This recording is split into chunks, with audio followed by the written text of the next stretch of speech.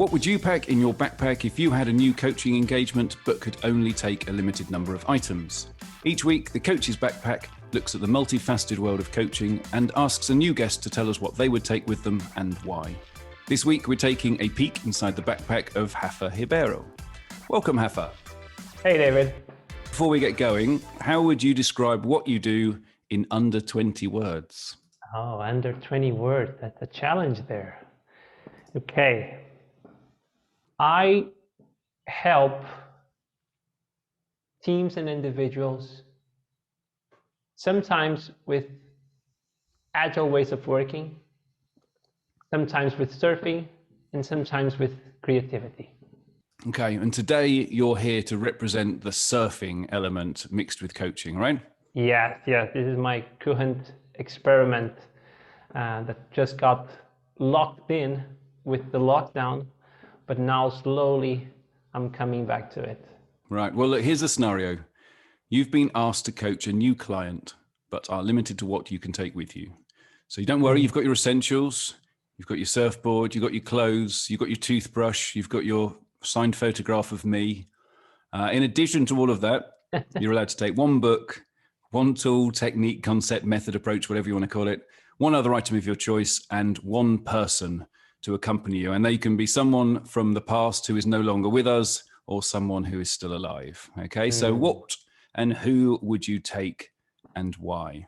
Okay. Well, it's good that you added that the surfboard is already counted, because initially I was thinking that the 1-2 would be the actual surfboard. But on that perspective, the book that I would bring would be The Man in Search of Meaning by Viktor Frankl, a survival of the Holocaust that tried to create some meaning of all the atrocity that he saw there, and turned out to be one of the most profound books that I ever read, because it just mainly highlights that no matter the shit you are in, can I say shit on your podcast?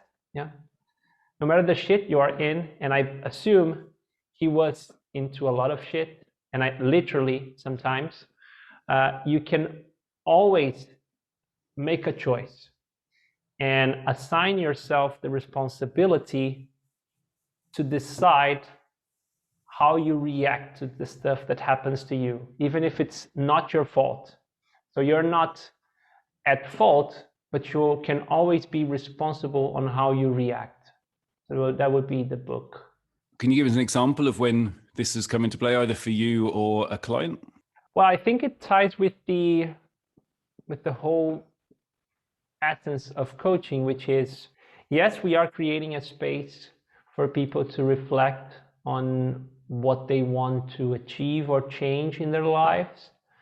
And we are also creating a space for accountability, which is, well, life can be messy sometimes. You may have been given a bad deck of cards, if you believe in that, but you always have the choice to decide how you respond to stuff. And as a coach, I'm not there to embrace this lack of control that people have on various parts of their life.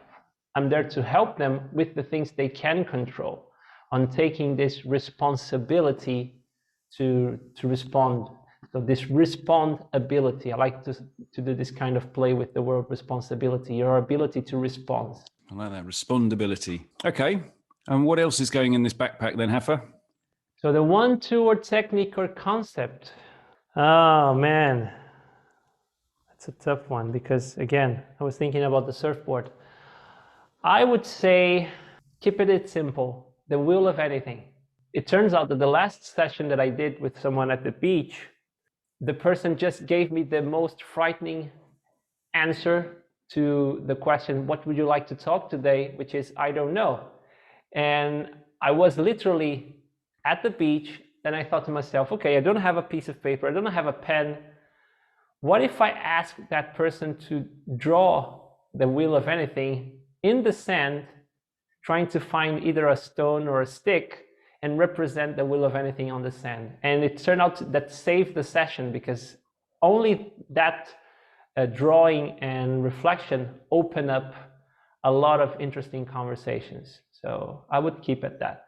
Okay. And I feel like I stole your tool, which was the surfboard. So let's get a bit geeky on this. So which kind of surfboard is already in this backpack?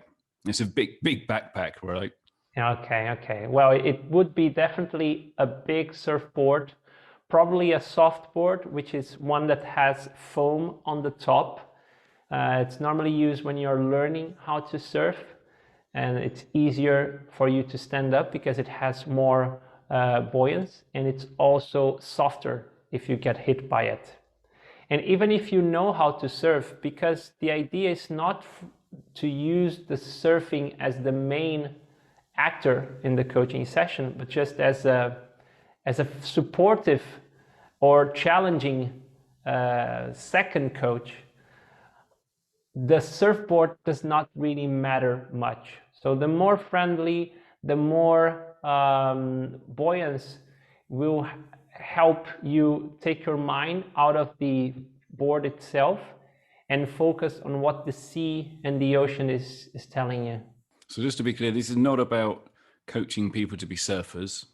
No. And they don't even need to be able to surf, right? No. In fact, the people who did a session with me, at least one of them haven't been surfing for years, and the other always wanted to, but never actually done it. So it's about a regular coaching session, but with surfing in the mix. We can even stay in the sand the whole time, it doesn't matter.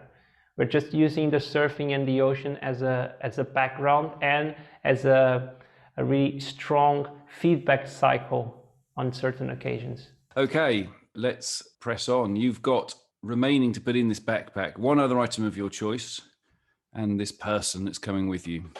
Well, let's go with the person first. So the person to help me with this coaching session would be, I think I'm going to call the man itself, Viktor Frankl.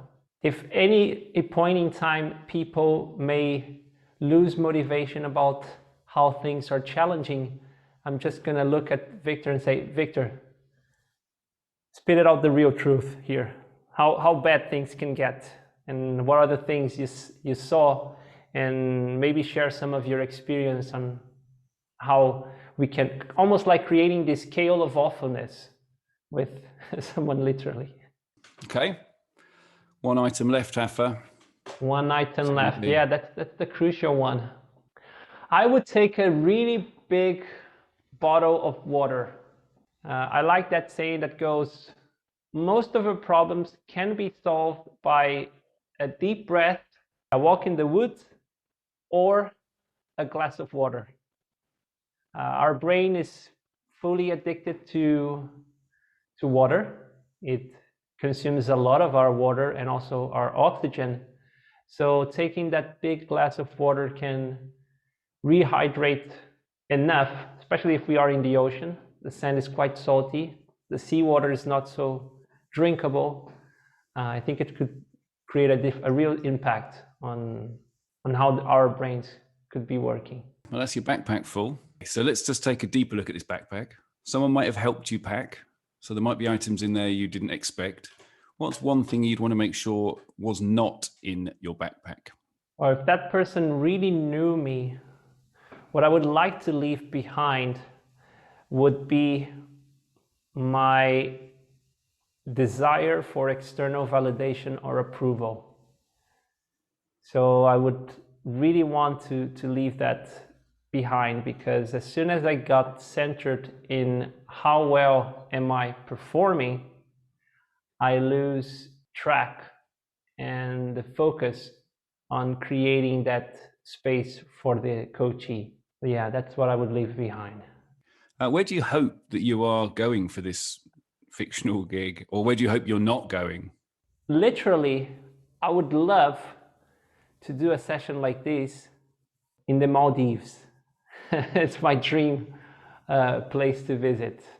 But metaphorically, I would hope to bring me to a cleaner ocean.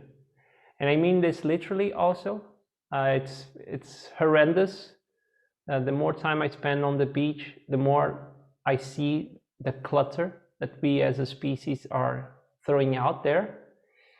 And also in a figure of speech, which is, we don't need much if we have the really essential things. So for me, just being by the water and being by the ocean would be enough. And if people want to know more about what you're doing and your surfing, where can they go? So the best place for them to hear some news is my LinkedIn profile. I'm still building my personal brand, as people say, so I don't have a website yet, but I try to keep the LinkedIn profile as updated as I can. Thank you very much, Rafa Ribeiro, for being our guest. Thank you very much, David Lowe, for inviting me, and I really enjoy it. Thank you for joining us on this episode of The Coach's Backpack. If you'd like extra goodies, such as free tools, offers, further info about our guests, and maybe even the odd peek inside their actual backpack, sign up to our mailing list at thecoachesbackpack.com. And don't forget to follow the podcast too. See you next time.